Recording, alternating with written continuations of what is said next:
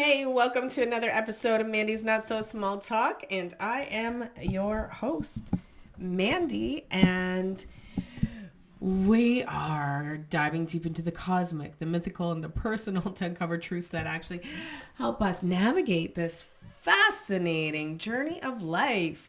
And today we're going to be talking about Pluto moving into Aquarius, which is a monumental shift that will shape humanity and each of us individually for decades to come. And in lieu of Pluto moving into Aquarius, I got an updated technology. Do you like my new mic? Thank you, thank you. I'm very happy about it. So, here we go. Pluto officially entered Aquarius on November 19th, 2024. That is the night that I'm actually recording this. I made a recording earlier, but accidentally hit the mute button. So half of it was recorded and the other half was just like in silence. So yay me. So Pluto is going to stay here for a staggering 20 years and 7 months. So until March 2044. That's a long time for transformation, considering Pluto does transit through each zodiac sign, and it can last anywhere between 12 and 30 years. So this makes Pluto's influence like very slow moving, but very deliberate and deeply impactful. So it's the planet of death and rebirth, forcing us to actually confront what's hidden in order for us to evolve. So let's not get ahead of ourselves. Before we dive in, we need to first explore the fascinating story of Pluto itself. Hold on, let me just get this off. There we go. So, Pluto was discovered on February 18th in 1930 by an astronomer named Clyde Tombaugh at the Lowell Observatory in Flagstaff, Arizona. So Tombaugh's meticulous work, and when we say meticulous, it's like, you take these, he's taking little tiny photographs and like he's comparing such little minuscule like details over and over and over against fixed stars so that he can try and locate a new planet. And he initially dubbed this planet, like when he found it, he initially dubbed it Planet X. And so his discovery was a testament to like persistence and curiosity, which are all actually qualities that Pluto itself actually encourages us to embrace. So that's pretty cool. Then the naming of Pluto adds yet another layer of enchantment. So Venetia Burney, she's an 11-year-old girl from England. She's the one who suggested the name after learning about the discovery. She was inspired by her love for mythology and the underworld god she offered Pluto. And she offered that name, and it was super fitting because of the planet's dark and mysterious nature. So the observatory staff actually loved this name, and they also loved it for even another reason, because it actually contained the initials PL, and that's a subtle homage to Percival Lowell, so the man whose vision that actually led for the search of Pluto. So this act of entrusting a child's wisdom to name a celestial body, it symbolizes divine favor and reminds us that wisdom and creativity can come from anyone, anywhere, any age.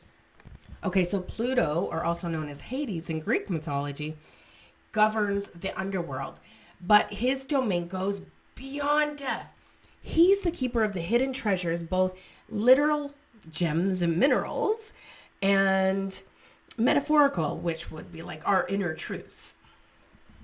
He's not just a feared figure, but he's actually a symbol of power, of wealth, and transformation. All right, let's revisit the tale of Pluto and Persephone. So, this myth is as chilling as it is profound. Hades, the god of the underworld, aka Pluto, fell in love with Persephone, the beautiful daughter of Demeter. And rather than, woo her, Hades abducted her while she was gathering flowers in a meadow. So this was an act of force, taking Persephone against her will into the depths of the underworld. And so Demeter, her mother, was devastated, of course, as any mother would be, for her daughter's disappearance. So she started searching the earth tirelessly. And in her grief, she ended up causing the land to become barren. And that led to the first winter. So the gods intervened, eventually pressuring Hades to release Persephone back. But there was a catch because Persephone had eaten pomegranate seeds. And somehow that was a binding act that tied her to the underworld. And so they made an agreement that she would be there for part of the world. And so she would spend part of the world in the underworld, like say 6 months, and the other 6 months above ground, and have to keep going back and forth. So her story reminds us that even in the most painful transformations, it can lead to growth, empowerment, and balance. So let's not forget the symbolic presence that she brought to Hades' realm. She was able to help calm the restless dead. So it was actually a testament to how light can coexist within the darkness. All right, so now let's explore Aquarius, the sign of innovation, community, and freedom. It's symbolized by the water bearer. Aquarius represents the act of sharing knowledge, progress, and healing with the collective. But it's important to note that Aquarius is an air sign, and it's not actually a water sign. The water, the bearer, pours, is symbolic to the flow of ideas and insights and truths. So Aquarius energy it's eccentric and visionary and forward thinking. It's about breaking free from outdated systems and embracing radical new ways of being. So the phrase ahead of its time perfectly encapsulates Aquarius. It challenges us to think beyond our personal gain and actually consider the welfare of the collective. In mythology, the water bearer is linked to Ganymede, a beautiful mortal prince youth, abducted by Zeus to serve as cupbearer to the gods.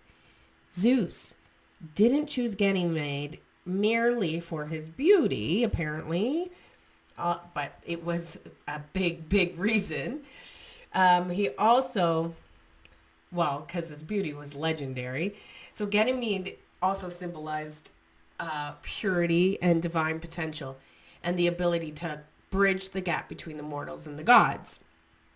So Zeus's act of placing Ganymede among the stars as the constellation Aquarius elevates this myth to something celestial. So it's actually about turning service into legacy, a theme that resonates deeply with Aquarius energy. So what happens when Pluto, the master of transformation, moves into Aquarius? Together, these energies create a powerful dynamic. Pluto's drive to uncover hidden truths meets with Aquarius to push for progress and collective well-being. So we're entering into an era that will revolutionize technology, social systems, and how we connect with the global community. Expect breakthroughs in science, shifts in power structures, and a reemerging of what freedom and equality truly mean. But this transformation, it's not going to happen overnight. Pluto works progressively, like an excavator, slowly uncovering what's buried. It asks us to engage actively with its energy rather than resist. And resistance creates suffering, but surrender and curiosity unlocks Pluto's gifts. Pluto's influence also mirrored Carl Jung's concept of the unconscious. Jung compared the unconscious to the submerged part of the iceberg and the vast. unseen portion that shapes our conscious experience. So Pluto serves as the excavator, unearthing what we've buried. So this process, it can feel like descending into our own personal hell if we resist what Pluto reveals. So for example, when we actually cling to rigid beliefs or deny our shadows, Pluto forces us to kind of confront them through external events. But if we approach these revelations with curiosity and openness, we're going to uncover treasures, hidden aspects of ourselves that actually hold immense power. Pluto reminds us that we're a piece of the whole. And only by embracing our inner conflicts can we actually experience the peace of integration. And so each of us, we're going to experience Pluto and Aquarius differently depending on which house of our natal chart that it's actually transiting. For me, I'm a Virgo rising, so Pluto's going to enter my 6th house. And this house governs daily routines, health and service. And Pluto's energy here is about transforming the small, seemingly mundane details of life into powerful avenues for growth and contribution. So for others, Pluto may impact relationships or your career or even the unconscious mind. So to find out what this means for you, you're going to have to look, where does Aquarius fall in your natal chart? And so this is where Pluto is calling you to evolve. So Pluto's lessons, there aren't about like sudden miraculous transformations. That would be like Uranus. They're about gradual, progressive change. It's an alchemical process, like turning raw experiences into gold. So when we embrace this energy, we turn fate into destiny. So remember, we're all the stars of our own cosmic movie, and every experience, whether joyous or painful, is actually part of the divine entertainment that we call our life. So embrace it fully, and you're going to discover the truth of who you are. Pluto's shift into Aquarius is a call to awaken, to innovate, and to participate actively in the collective transformation. So through mythology, astrology, self-awareness, we're given so many tools to navigate these changes with wisdom and grace. So what are you going to create in this new era? What are you going to create? Let's explore this life together. So put a comment down below, like, share, subscribe, and make sure you hit that bell notification button so that you can stay tuned and see me in the next video.